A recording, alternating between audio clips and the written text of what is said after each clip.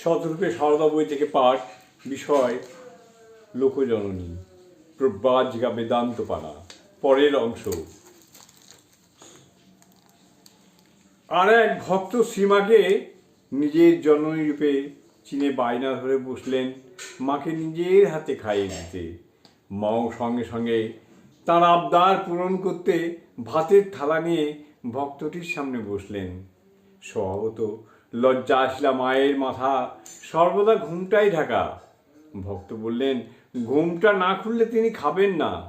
ভক্তের মনোবাঞ্ছা পূরণ করতে মা তাই করলেন এবং তাকে খাওয়াতে খাওয়াতে সস্নেহে বাড়ির খবরাখবর নিতে লাগলেন।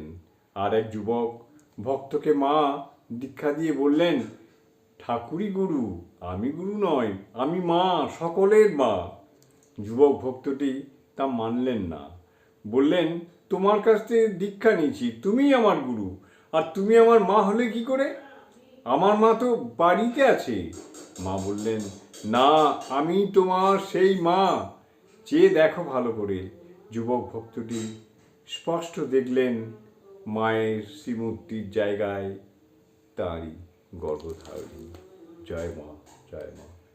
জননীং শারদাং দেবীং রামকৃষ্ণং জগদ্গুরুং পাদপদ্মে তয়ো শ্রিত্বা প্রণমামি মুহুর্মুহুঃ।